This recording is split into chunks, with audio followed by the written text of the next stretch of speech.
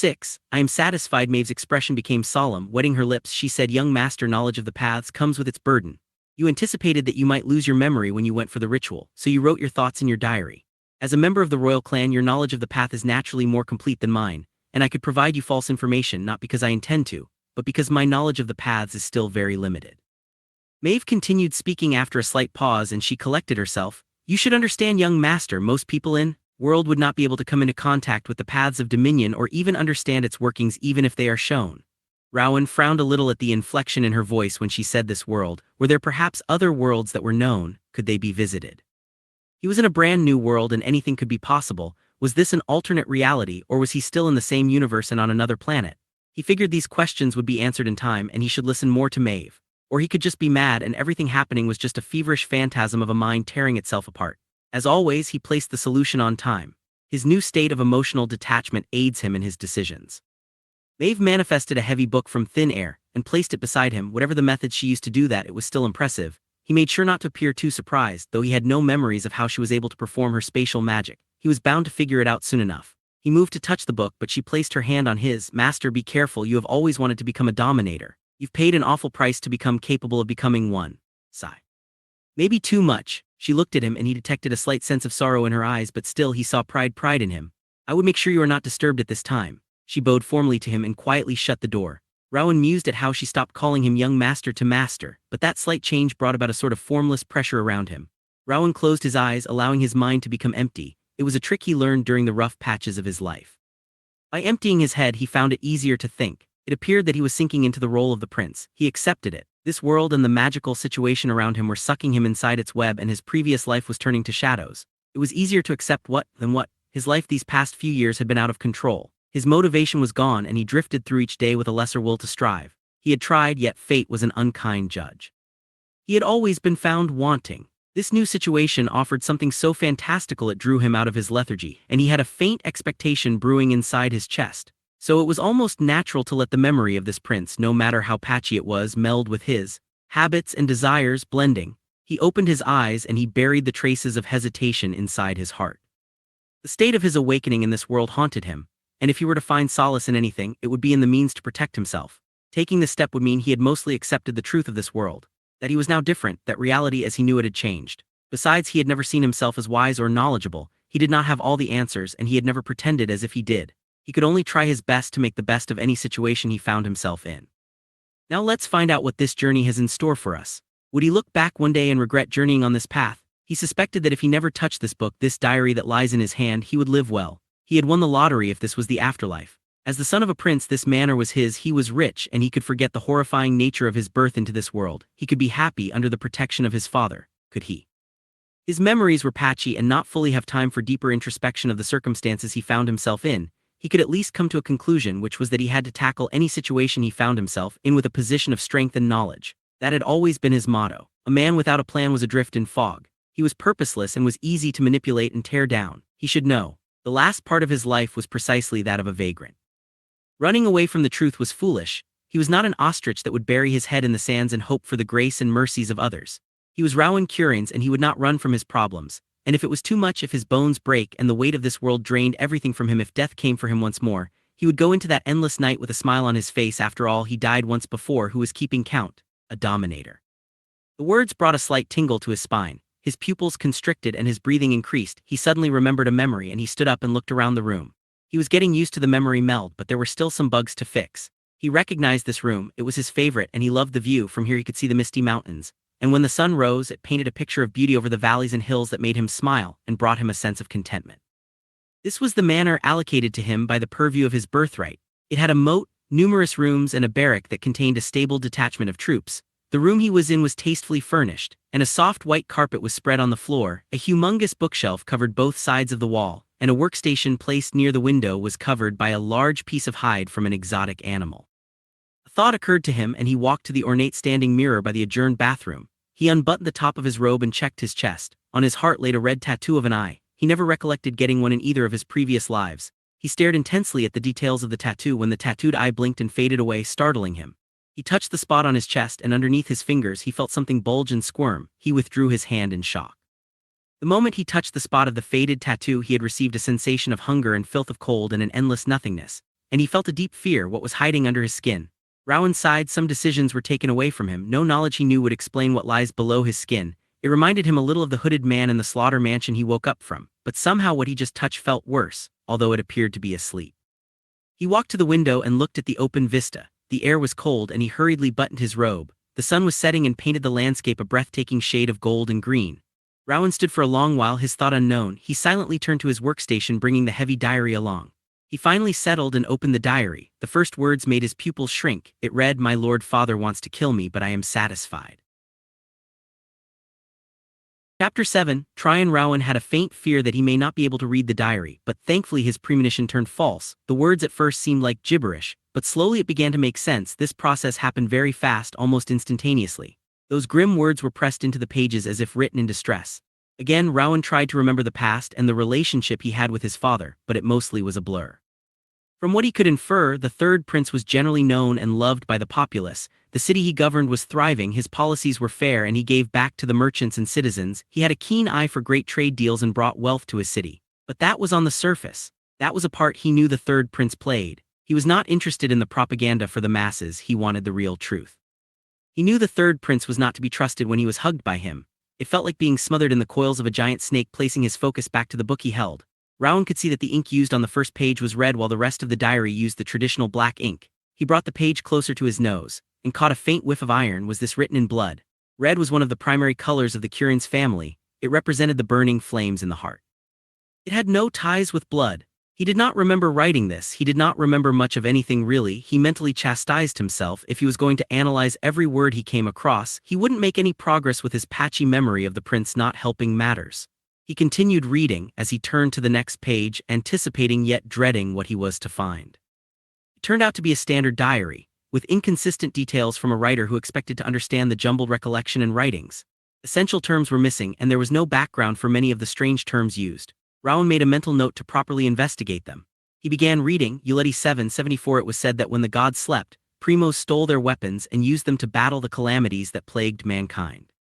I confess I do have a fanciful idea that what I, together with Dennis and Clara, are about to undertake is similar to that epic undertaking, but I digress.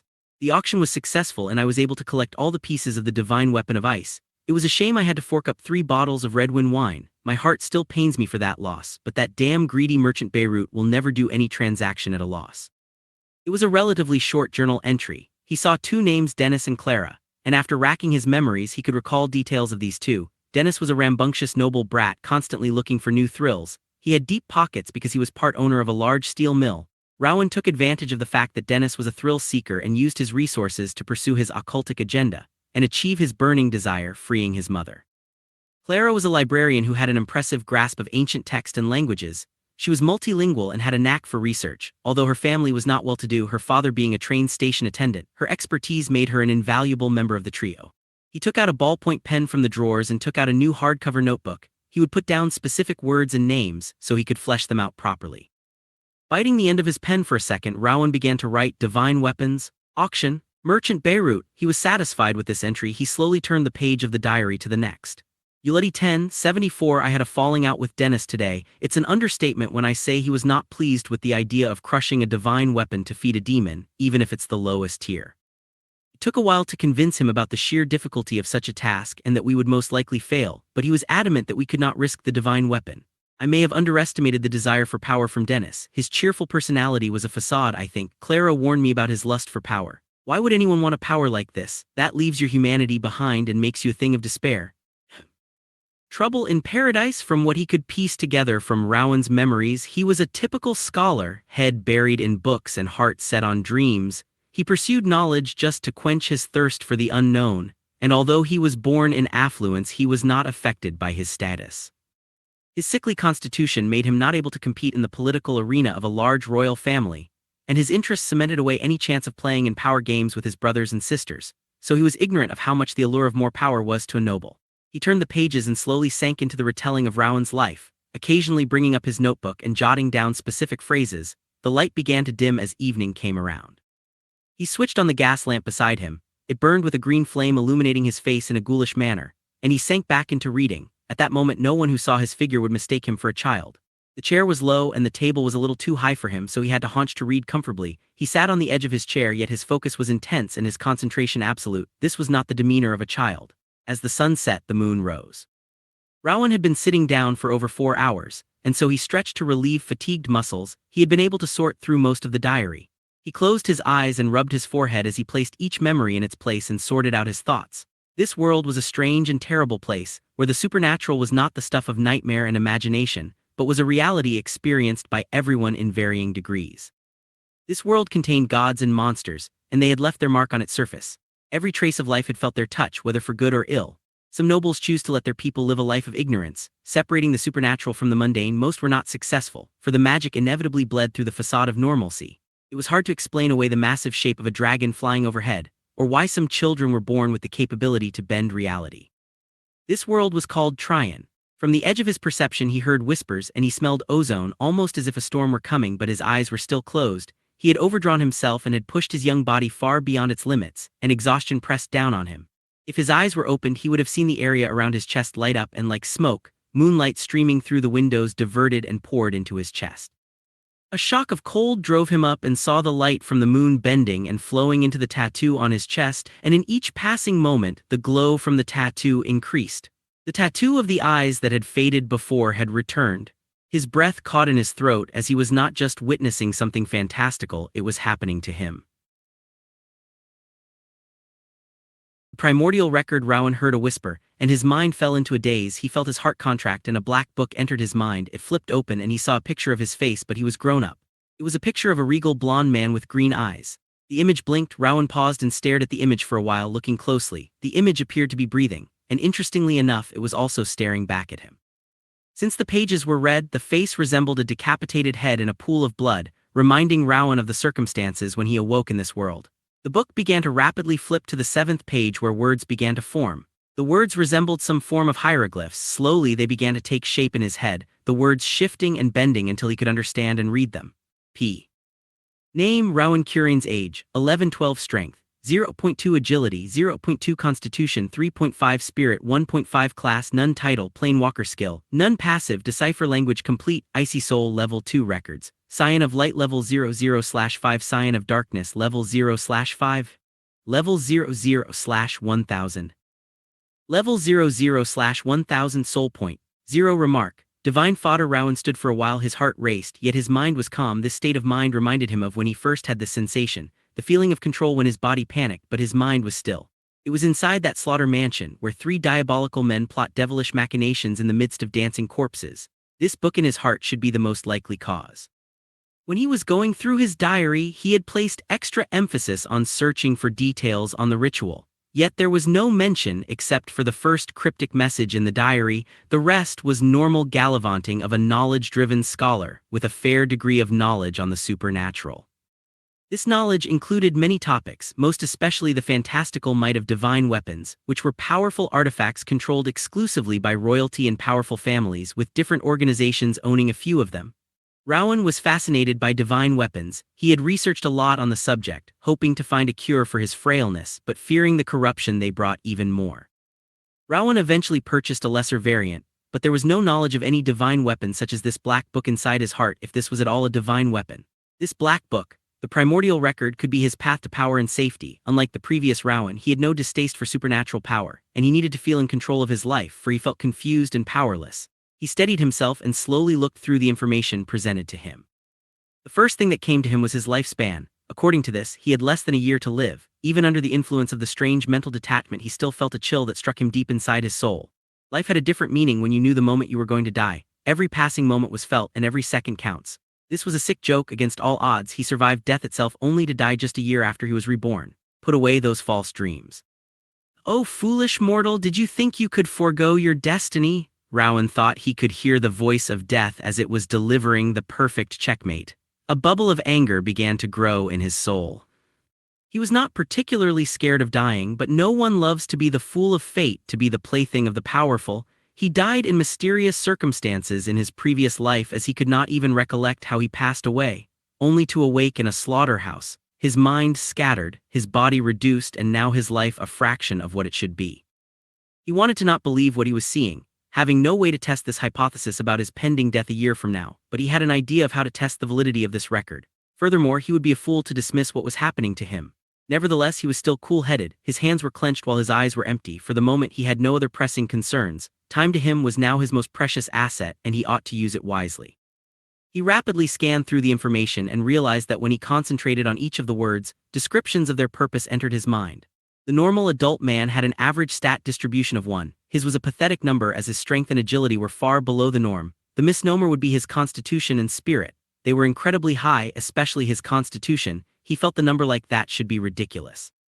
The stats were self-explanatory enough. Constitution should deal with the overall well-being of his body from health to his vitality. He was a bit confused about strength, for he felt with a powerful constitution his strength and agility stat should also be high, but he may have been wrong in how those were measured. Spirit was a necessary attribute to understand the supernatural and obtain powerful abilities. Without a strong spirit, the power door was locked away. He was glad to see that it was particularly high, though not as much as his constitution. That was just ridiculous. He needed to test and see the result of that number. Rowan tried to squeeze the flesh of his hand. It felt soft and smooth. There was no hardness. Fishing for a penknife in his drawer, he slowly pierced the thick flesh of his palm. He kept increasing pressure until his hands shook, but he could not penetrate his flesh. His breath caught in his throat. Dropping the knife, he gingerly took off the glass covering the gas lamp and hovered his hand over the flame. Except for a slight warmth, he detected nothing much. He lowered his hand until he touched the flame and kept it there for 15 seconds. That was when it was beginning to hurt. The surface of his palm was charred, but to his pleasant surprise the flesh squirmed, and the dead flaky part fell off to be replaced by new soft skin. Rowan could not help but grin at his amazing healing capabilities. His laughter was short-lived, though. As a prince, he had come across powerful dominators, and he did not remember any of them having a healing factor like his. He was sure they had a far more powerful constitution than his own, yet his healing capabilities were off the charts. Well, he still had many descriptions to go through, and if this primordial record was as exhaustive as he anticipated, it would inevitably have an answer to his queries. Okay, what's next? He mused, mentally rubbing his palms together. His spirit was impressive. Most people's spirit fell at 0.5 and he was triple that amount. The next was passive skills. Decipher language was self-explanatory. One detail he skipped was that he had been able to read every text he came across, including the weird hieroglyphs used by the primordial record. If this skill also affected spoken language, he could see how this could be very useful to him. One should know that there were many races in this world, each with its unique language and cultures. The wealth of knowledge this skill would bring to him would be incalculable. He suspected Icy Soul was the strange, almost robotic detachment of his will from his body, almost making his body into a puppet. This skill had promise, and he was sure the limit of this skill lay in his imagination. All around these were great passive skills, but he knew the meat of this primordial record should be about the records. Hovering over the first, he mentally clicked it and his perception fell into darkness. 9. Omnipotent records, scion of light. The domain of light favors you, your descent ushers light on all creation, and you shall hold the sun in the palm of your hand. I saw a man who walked in darkness. His eyes were closed, and his hands were clasped to his chest as if in prayer. He walked in the darkness for an unfathomable amount of time, and when it seemed the darkness was all there was, he opened his eyes. They were twin orbs of flames that lit up the expanse, and he screamed with a voice that stirred the skies, I am light. The endless night was torn apart. Flames as hot as a sun poured from his open eyes and mouth. He unclasped his hands, and a circular shockwave of flames poured from his flesh, and the world he walked on burned to cinders. All paths of dominion for light unlocked. Orion favors you. Rowan pulled away from the vision. He collapsed on the floor, his breathing labored, his temperature had spiked, and his hair curled up and became dry. Sweat poured down his brows, and in a while he was soaked. How terrifying. That man was a walking nuclear bomb. Every gesture he made carried sheer explosive power. Could he become something like that? Rowan found the words. Orion favors you. To be very troubling, according to mystical text, Orion was the incarnation of the sun god. He was a supreme being who governed the movement of the stars. If gods existed, their attention was not something he craved. What were mortals before the domain of gods? Nothing but specks of dust, meaningless and easily discarded. Their attention could either be a boon or woe to him. A memory occurred to him, and he hobbled down to his bookshelf. The vision had drained him, and he grunted in annoyance as he strained to reach a book near the top. Before going back and dragging a chair, safely retrieving the book, he looked at the name, Royal Curine's genealogy. He rapidly flipped to a specific page, to the primogenitor of the Curine's family. Barrubil Curanes, legends called him the Scion of Light. His talents had supported God King Golgoth to the throne of Trion, creating a chance for mankind to rule the entire planet, and his prowess in the dominion of light was unparalleled. His abilities should have made him immortal. A herald of the God King himself, but he went missing, and although the Curane's family was still powerful, Rowan remembered they no longer walked the pathway of light, but a different one. The pathway of the adept. Rowan closed the book with a snap. It would appear that Rowan was a scion of light, but he had never gone through the ritual to awaken his talent as a child because he was too frail to go through the process. Perhaps if his family had known he was the heir of their primogenitor, they would have moved mountains to enhance his physique and awaken this broken talent. He laughed weakly and sighed. Tusk! Tusk! So it was like this all along. What a joke. Rowan had a stoic personality, and although he did not write an elaborate dissertation on the relationship with his family in his diary, he could still see clear hints in his writings, a little pattern of abuse and neglect that Rowan hid with cheerful language and sarcastic humor. Why else was he placed in a fief at the end of the world? And it was unlikely that a noble of his age was not married or even engaged. Except for the minimal benefits of his station, he did not get any help from his family, and the only person in the world he cared for was taken from him. It was no wonder he agreed to the dastardly ritual his father made him perform. He knew he was an experiment. He knew his fate was grim. He knew he was going to his death, yet he agreed. It was the only card he had to play, to free his mother from torture and imprisonment. Rowan did not want the sacrifice of this young man to be in vain. They may think you are a failure, but I will prove them wrong. Where was this sentiment for a dead prince coming from? Maybe it was because he shared his body, and more intimately he shared his soul. It made him empathize with him on a deeper level. He had recovered from the strain of viewing the vision of Scion of Light. He was beginning to understand the intricacies of having a high constitution and a freaky healing factor. Once more he plunged into the primordial record, determined to understand everything it had to offer him, and with tense breath, his mind entered into the next record, Scion of Darkness. Your soul traveled through the shroud of death. You are an anomaly that walks the earth. Darkness has invaded your soul, and you shall extinguish all sparks of light. All paths of dominion for darkness unlocked. Thanatos favors you. A man in a tattered cloak walks down a snowy field. He is barefoot, and every step he takes leaves an imprint of his feet behind. Behind him rose an army of monsters, titanic colossi that rumbled the earth with each step, to gigantic floating tentacles that led to bizarre creatures the size of cities, to marauding werewolves and liches and bone dragons and myriad of creature with forms that bleeds into shadows and coldness. Behind this lone man, they were all silent. They followed him. An army that covered cities moved across a doomed world in silence. The footprint that he left behind was black, and from the blackness, the snow behind him turned black. Every step he took made the world fall into darkness. In a while, the planet he walked on fell into everlasting darkness. Rowan froze after this vision, collapsing bonelessly to the floor, where he hit his head on the edge of the table with a sickening thud. His heart stopped, and for a while he thought he was going to perish. He had not spent a full day, but he was going to die for such a stupid reason as not sitting down when touching the domains of gods. Thankfully, he felt a pleasant warmth envelope his heart, and it began to beat. The warmth covered his body, and he watched in rapt fascination as black veins all over his body retreated into his skin. He raised himself, marveling at the feeling of good health after the near-death experience.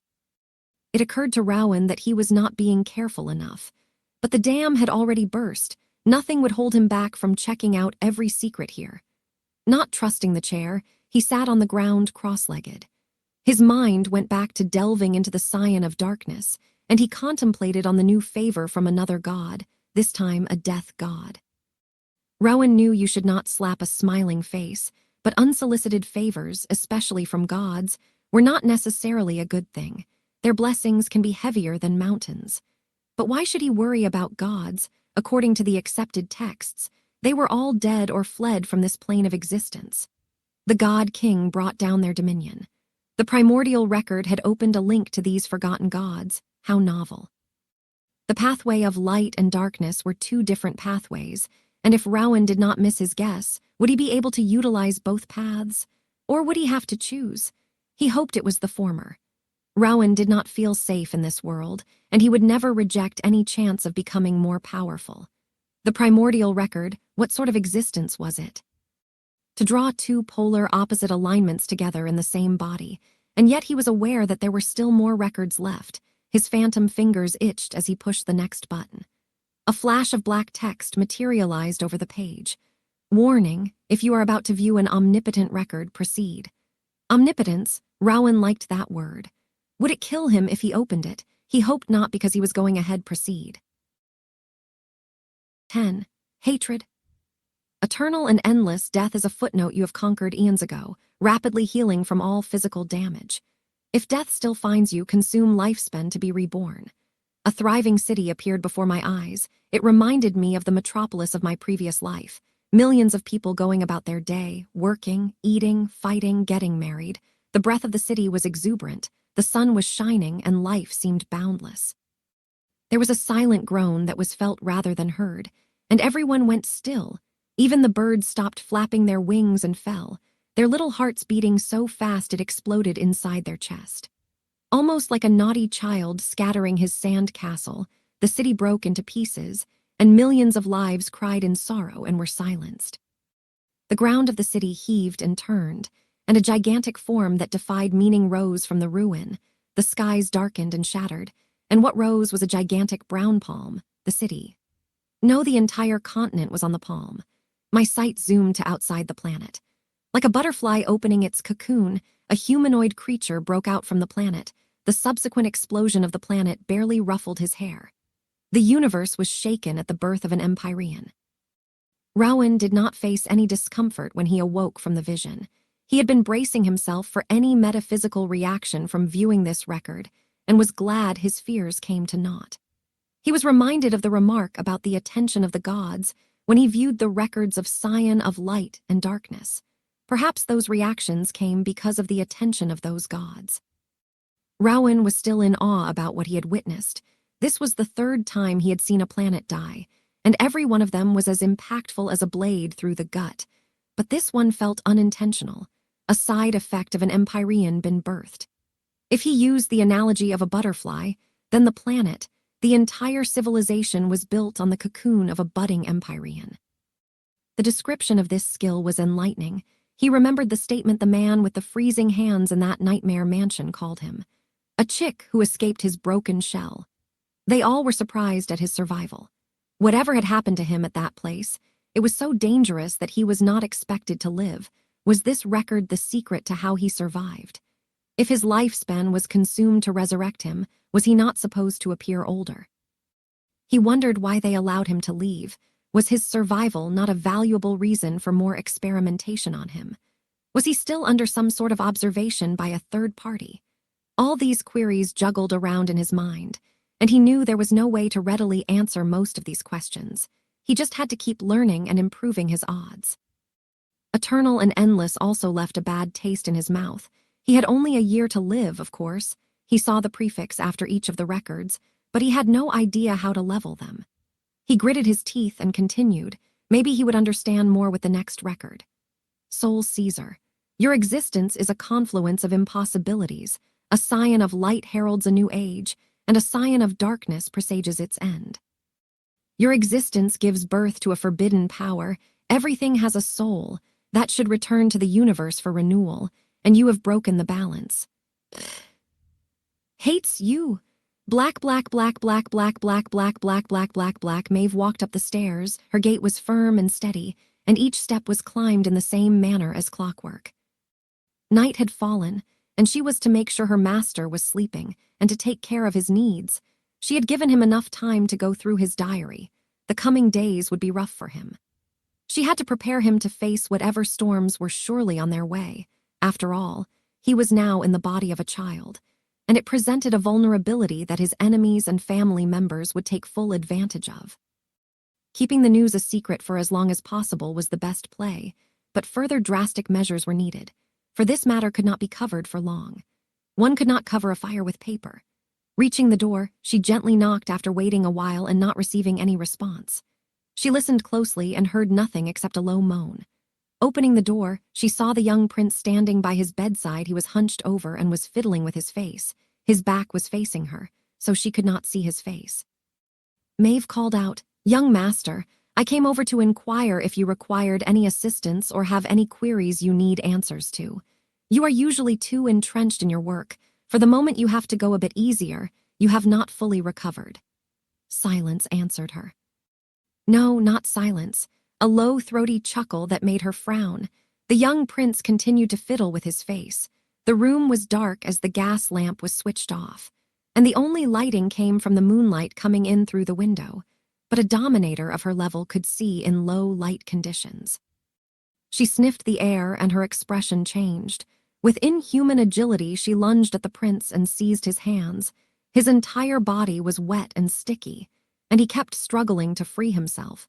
She summarily knocked him out by placing a single finger on his nape and rapidly carried him to the bed. She gently pried away at the tool he was holding in a death grip, which was a knife.